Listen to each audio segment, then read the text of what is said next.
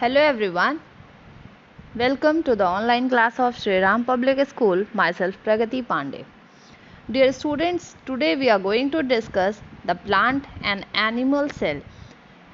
The chapter which was going on was plant and animal cell. In that we have gone through the basics of the chapter, and today we will see the structure, the detailed structure of plant and animal cell.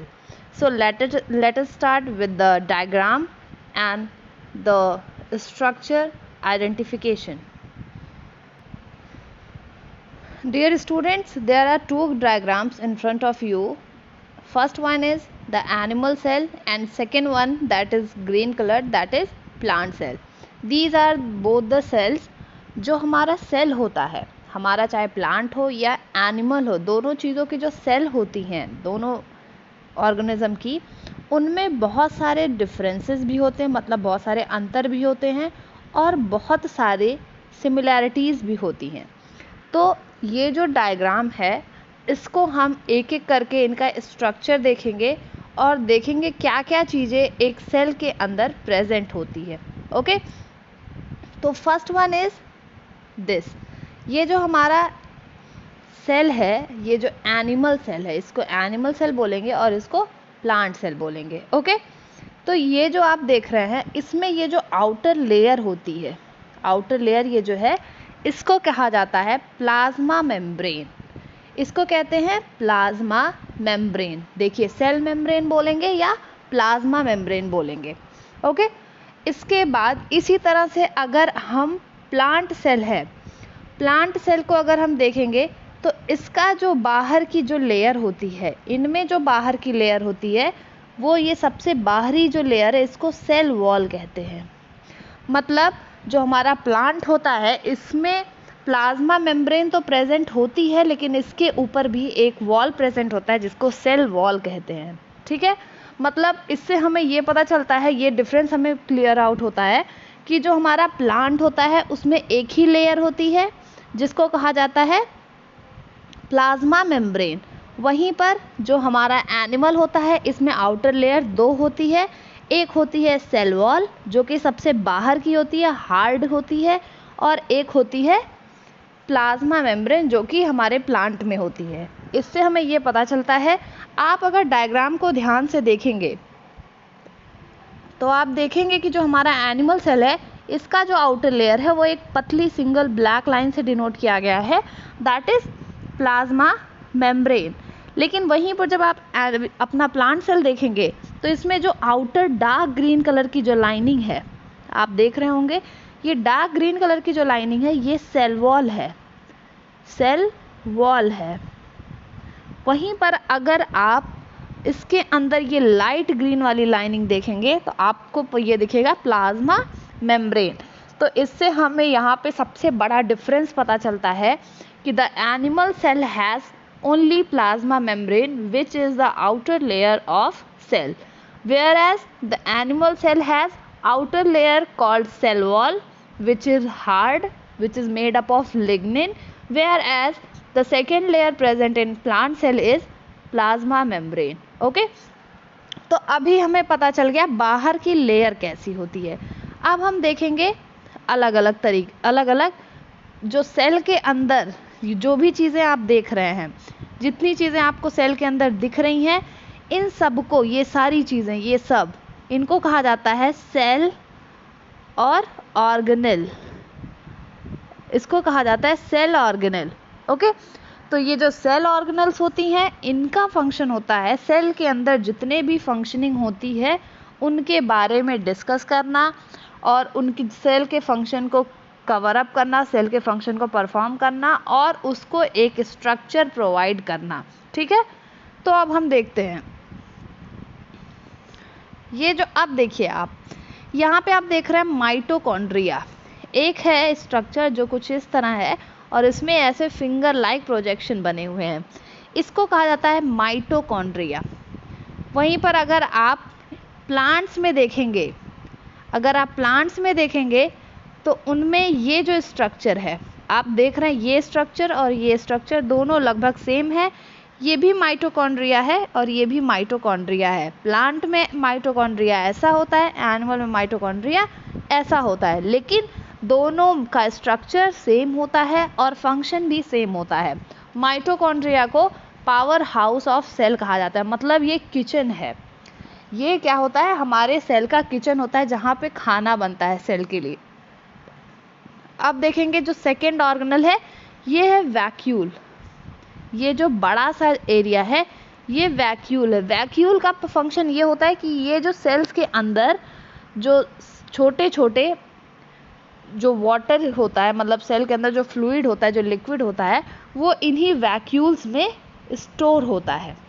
इसी तरह आप यहाँ पे देख रहे हैं कि plant में बहुत बड़ा वैक्यूल है, वहीं पर एनिमल में जो होता है ये येलो कलर का जो आप देख रहे हैं ये वैक्यूल है और इसमें भी फ्लूइड कंटेंट होता है। देखिए, तो इससे ये दो चीज़ें हमको फिर से सेम मिल गई प्लांट और एनिमल में। अब देखेंगे न्यूक्लियोप्लाज्म क्या होता है। जो हमारा प्लांट सेल होता है इसमें भी न्यूक्लियस प्रेजेंट होता है और जो हमारा एनिमल सेल होता है इसमें भी न्यूक्लियस प्रेजेंट होता है।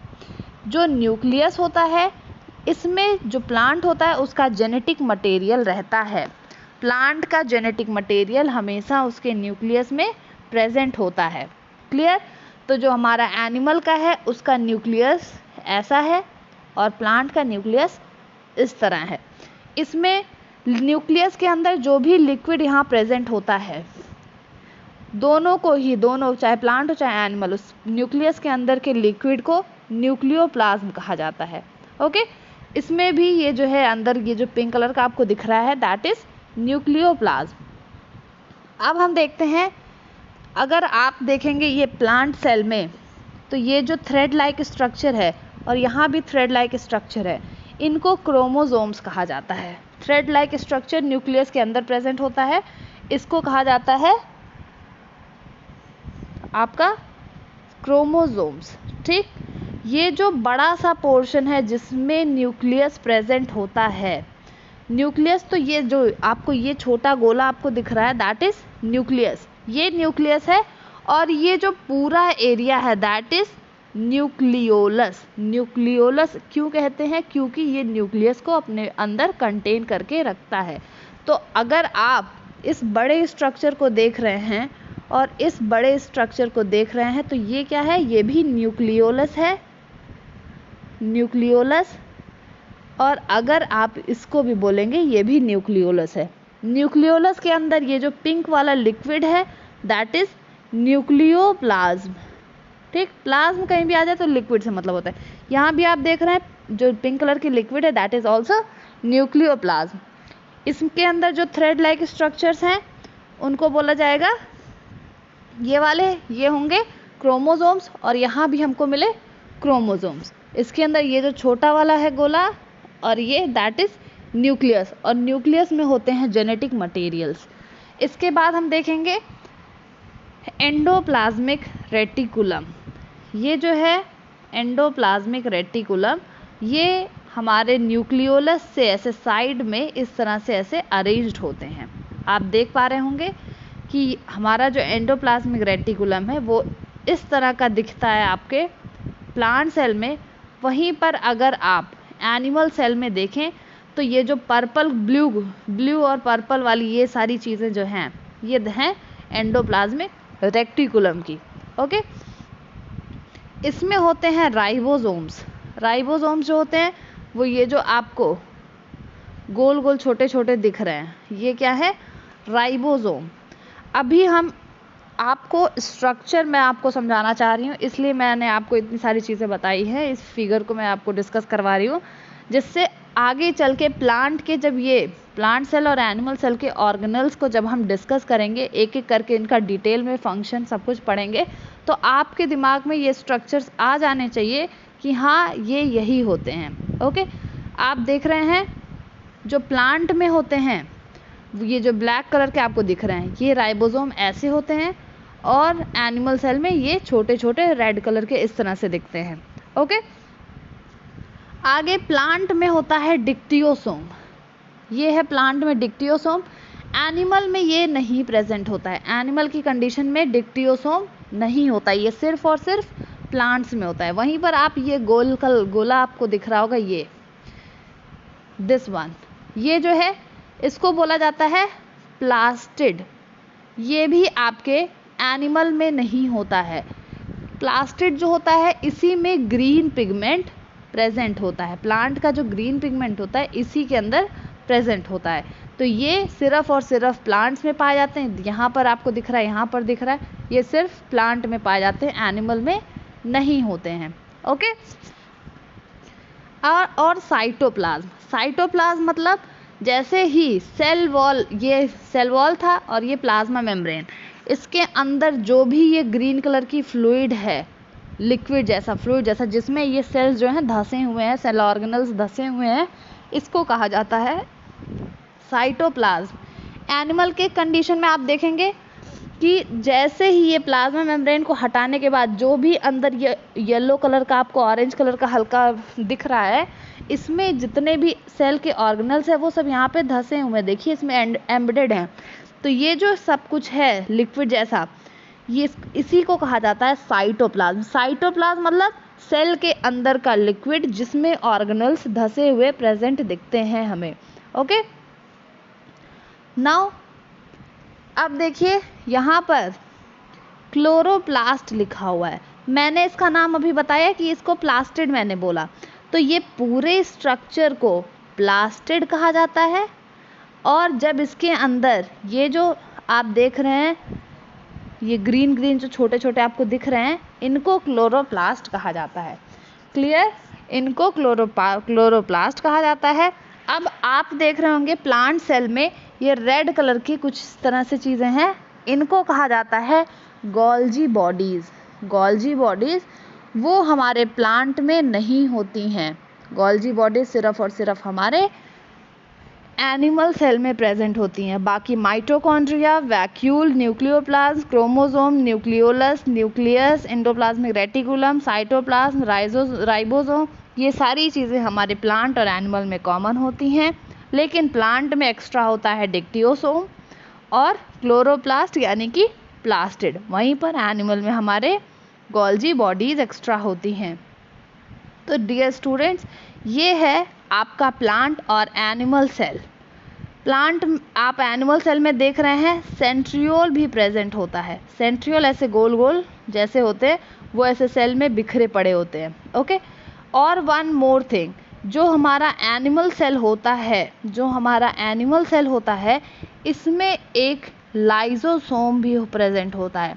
ये जो लाइजोसोम होता है ये बहुत ही खतरनाक होता है। ये डाइजेस्टिव, इसका फंक्शन होता है डाइजेस्ट करने का। मतलब जो भी चीज़ें अगर सेल में टॉक्सिसिटी अगर प्रोड्यूस हो रही है, जहरीली चीज़ें कुछ प्रोड्यूस हो रही है सेल में, तो ये उसको ख़त्म कर देता है, हजम कर लेता है। मतलब ये किसी चीज़ को खाने के लिए है। मतलब कभी कभी ऐसा होता है कि जब सेल जो है उसको न्यूट्रिशन ना मिले, वो श्रिंक कर जाती है, वो सिकुड़ जाए, वो ख़राब हो जाए कोई भी सेल, तो ये लाइसोसोम क्या करता है, उस सेल को पचा लेता है, डाइजेस्ट कर लेता है। ओके। तो अभी क्या है, आपने देखा इतने सारे आपने सेल ऑर्गेनल्स देखें, ये सारे, ये इतने प्लांट के और इधर इतने और इधर इतने एनिमल्स के। अभी इनका नाम आपको पता चल गया और स्ट्रक्चर पता चल गया किस तरह से ये दिखते हैं। अगले क्लास में हम हर एक के बारे में डिटेल में पढ़ेंगे कि किसका क्या काम होता है और कौन कौन सा फंक्शन करता है। Okay. So for your assignment work is draw the diagram of each and every organelle and recognize them with their names. First thing is that, and second assignment is write down the difference between plant and animal cell. That's all for today guys. Thank you everyone.